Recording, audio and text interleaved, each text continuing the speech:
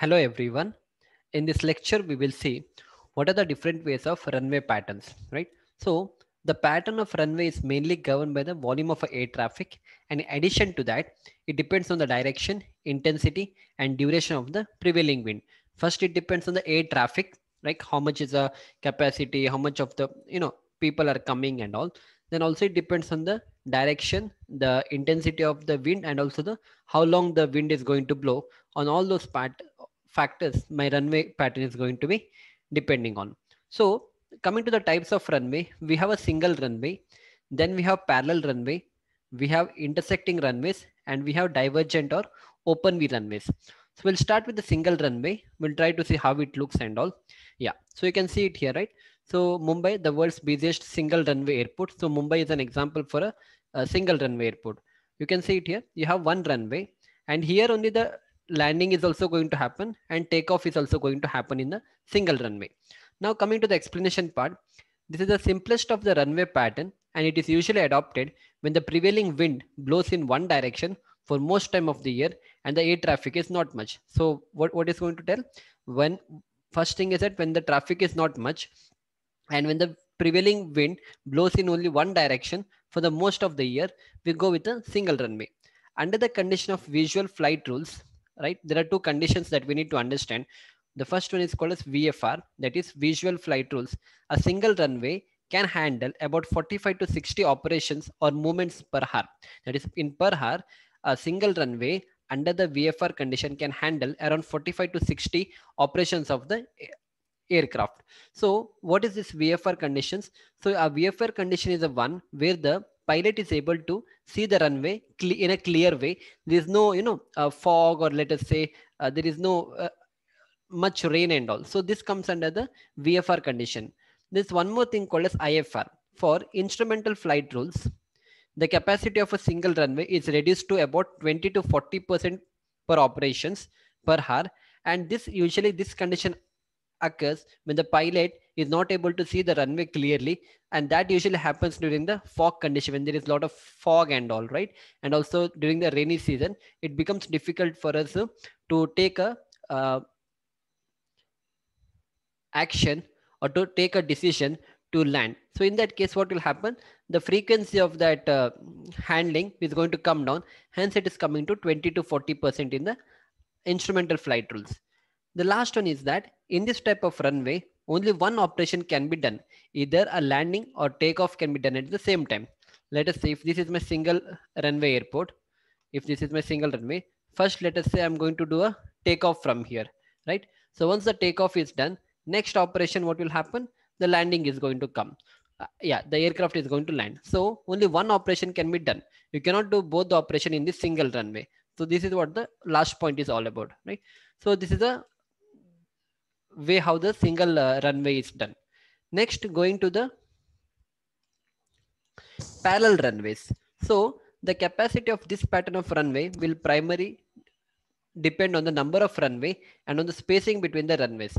The 2 or 4 runways are usually used for the parallel runways. So you can see it here in the parallel runways. See, we have one runway here and there is another runway here, right? So this runway is only for landing and this runway is for the takeoff. Again, we have this independent parallel. Then we have this independent close parallel runway, right?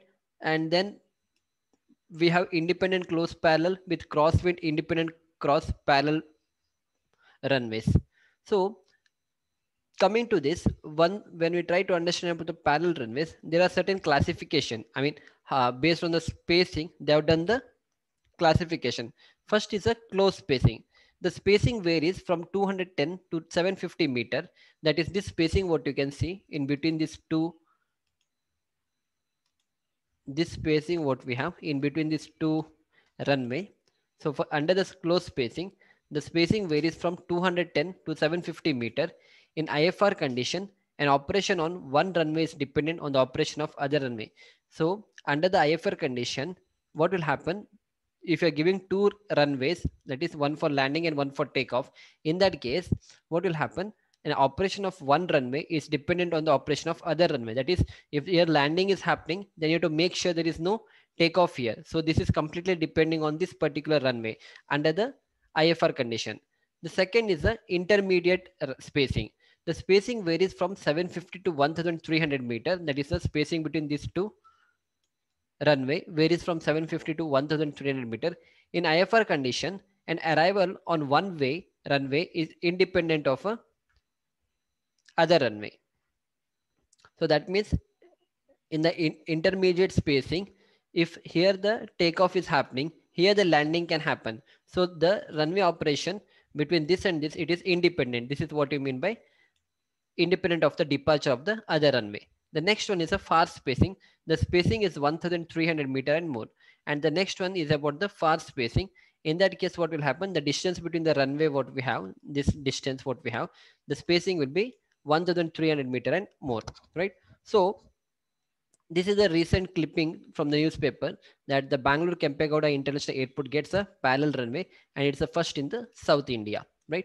Similarly, the same news is again, yeah. So Kempegowda International Airport on Thursday created history when its northern runway reopened for the operation along its southern runway, making it the only airport in the South India to have a parallel operation. Similarly, which are the different countries which has parallel runways? We'll try to see that. Yeah. So these are few of the countries where you have a parallel runways. First is Abilene Regional Airport. Then we have Abu Dhabi International Airport. Then Amsterdam Airport. Then we have Auckland Airport that is in New Zealand. So these are the different airports which has parallel runways. So now in between this runway, whenever we have gap, right? This is a space what we have in between these runways. So what we can do is that we can try to have our terminal buildings here. So instead of maintaining this space, we can even try to keep one runway here and the second runway somewhere here. And this in between space what we have, right? We can make use of this for the terminal building. So what is going to happen? Your Since your terminal building is here only, people can directly come, they can take a taxiway and get into this runway, right? So this particular middle space what we have now, it can be utilized for the terminal building. If you don't give in this way, let us say if there is one runway here and then there is another runway here, and you are going to maintain all this spacing like 210 meters, 750 whatever, then in that case it's difficult to keep a terminal building here. You have to keep it somewhere here. Then what will happen? Then the length of the taxiway, all these things is going to increase. So usually what we do most of the time, we try to keep a terminal building in between the two runway, so that what will happen, the length of a taxiway, the time taken to go to the terminal building, everything will come down. It's going to get reduced. Yeah. Next we are going for the third type of runway. So this is a intersecting runway. When two runways cross each other, this type of runway pattern is formed, and it is adopted when the wind in a particular direction does not provide the required wind coverage of 95%. That is, if let us say this is a runway and here you're not able to get a 95% of the coverage, wind coverage. In that case, what we try to do, we try to keep another runway so that whenever the wind is not exceeding, whenever the wind is exceeding 95% on this runway, you can make use of this runway, right? So for this, we have to understand the Windrose diagram, which we had already understood. Based on that, when we are not able to get a 95% coverage, we try to give two runways. So hence it is called as intersecting runways. The crosswind component on each runway will decide whether both the runway can be used for simultaneous operation of landing and takeoff. So the crosswind component on each runway will decide whether both the runway can be used simultaneously for operations like landing and takeoff.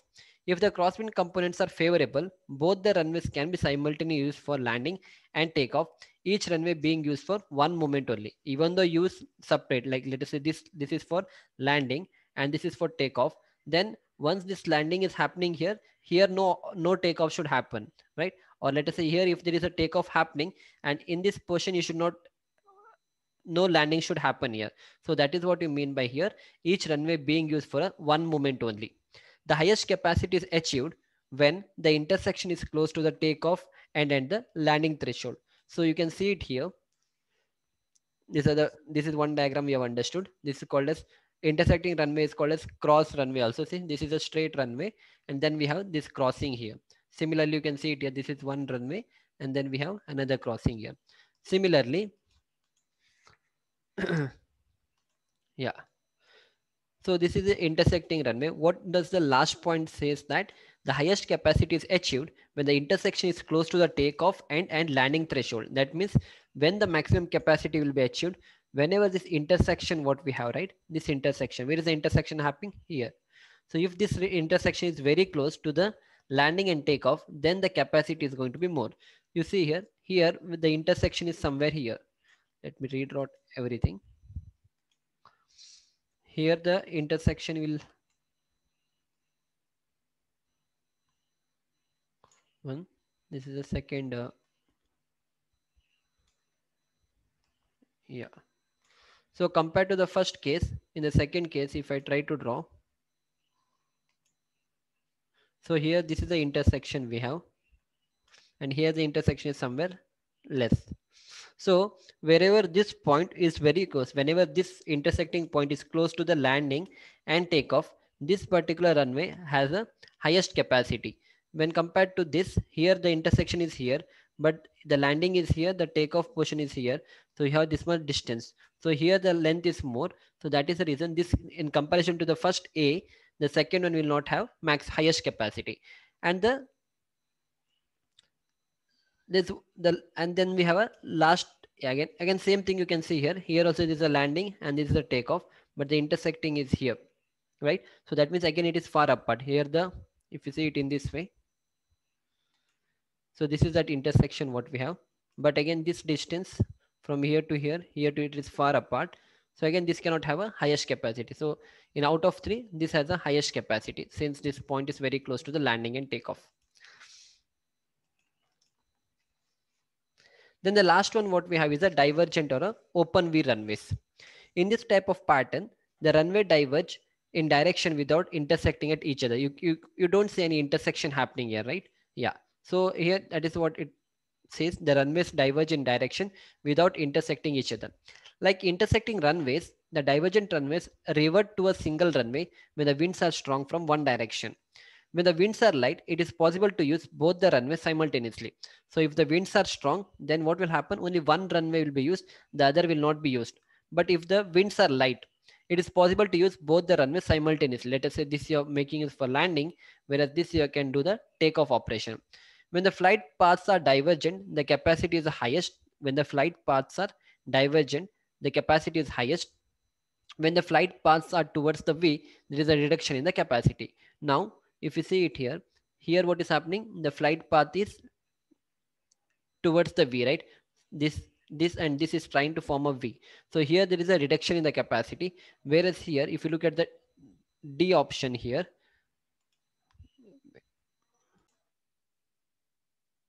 so if you see at this particular thing, here they're very close. You see it here. When the flights are divergent, the capacity is highest. So it is diverging here. So it is very close to each other. So as a result of that, here the capacity will be more. But if you see it here,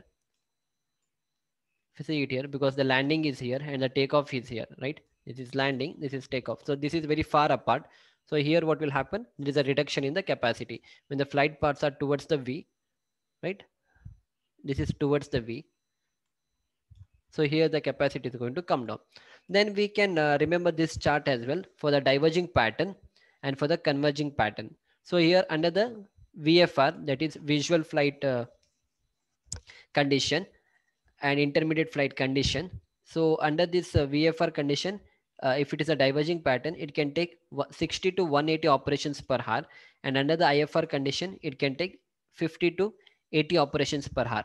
Under the converging pattern, VFR can take 50 to 100 operations per hour and IFR can take 50 to 60 operations per hour, because here we know that under the IFR there will be rain and there is a fog and all, so it becomes difficult for landing and takeoff operation, hence it can take less number of flights. And here under the VFR condition, it is a normal condition where you don't have fog and heavy rain and all, so the operations can happen here in a better way, hence you can see more number of operations happening per hour, right? Yeah. So this was all about the runway pattern, how it has to be understood, what are the different runway patterns and all. So in the next lecture we'll try to see few other topics and we'll try to understand them. So we'll see you back in the next lecture. Thank you.